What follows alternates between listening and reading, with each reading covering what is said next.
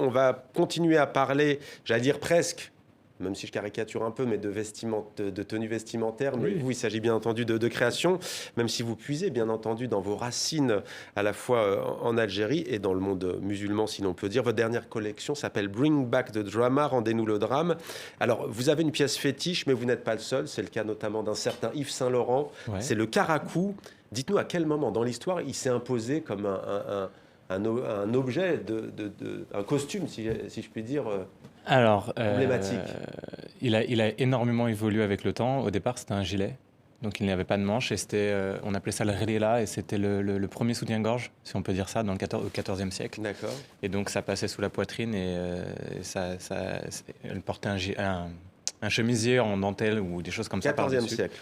Et après, il a continué à évoluer. L'Empire ottoman lui a porté sa touche. Enfin, Hmm. en fait, toutes les influences qui ont pu se croiser en Algérie donc, ont apporté un peu cette touche aux vêtements. Même la période française aussi, la période coloniale française. Enfin, voilà. C'est un costume de fête aujourd'hui. Les Aujourd'hui, mariages c'est un notamment. costume de fête. À l'époque, quand les Français sont arrivés, c'était un costume commun. Hmm. Mais, voilà. Mais comment expliquez-vous, je le disais, Yves Saint Laurent, mais pas seulement, hein, pour en citer bien d'autres, Christian Lacroix notamment, pourquoi se sont-ils appropriés ce vêtement? Je sais pas. Ouais. Bon, Saint-Laurent, Et- il est né à Oran, donc Ça a peut-être joué. on pense que c'est une influence de ce qu'il a vu étant enfant. Ouais. Elie Saab aussi, Elsa Schiaparelli, et vous, en tant que Et moi, styliste, ouais. que représente pour vous ce vêtement qu'on voit à l'image et sur lequel vous avez travaillé notamment pour votre dernière collection? Pour moi, c'est beaucoup de savoir-faire. C'est un savoir-faire ancestral qui est très important, qui a besoin d'être préservé, d'être mis au goût du jour et d'évoluer avec les nouvelles générations. Et c'est aussi un...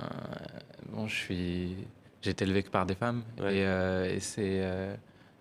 Bah, j'allais y venir notamment. J'aime beaucoup la féminité, Ouais. en fait. Ouais. C'est Et tout votre simple. précédente création, d'ailleurs, vous l'appelez Dija, c'est ça? Déjà, Ouais, la première collection, elle comme s'appelle un Dija, hommage à votre à ma grand-mère grand-mère, qui s'appelle Khadija, qui s'appelait, ouais. qui s'appelait paix à son âme. En quoi vous a-t-elle toujours inspiré? Bah, c'était une femme très forte. C'est très tabou, mais elle était voyante. D'accord. Et dans la communauté maghrébine, c'est un peu mal vu, c'est Ouais. un peu tout ça. Et puis en fait, pardon pour l'expression, mais elle emmerdait le monde. Ouais. Elle n'avait rien à faire, elle avait un caractère Elle hyper fonçait, trempé, quoi. elle Ouais. fonçait. Elle Et, avait prédit votre carrière. ouais, elle m'a dit de quitter Chalon-sur-Saône en tout cas. Ouais. Enfin, à l'époque en Algérie, quand il y a eu en décennie noire, quand il y a eu les terroristes, Mm. elle a tapé un terroriste, quoi. Pardon? Elle a frappé un terroriste. Ah, frappé, ouais. Oui, elle l'a attrapé par le col, elle lui a mis une claque, elle lui a dit tu parles pas à ma fille. D'accord. Et le lendemain, le même homme a égorgé des gens dans la rue. Enfin, c'était vraiment une force de la nature. Ouais.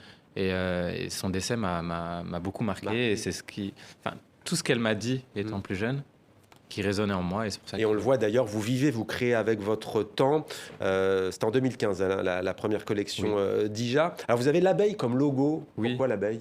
Et la ruche? L'abeille, bah, parce que c'est la femme souveraine. En fait, il y a plein de choses. Il y a plein de choses, mais c'est vraiment la femme souveraine. Le but, c'était aussi de faire travailler la communauté pour arriver à préserver les choses et à les faire évoluer et à les respecter ensemble et tout en ayant la femme au centre de nos préoccupations. Et il y a la question environnementale aussi, je sais qui vous tient à cœur, puisque vous travaillez de manière responsable, comme on dit désormais. On essaye.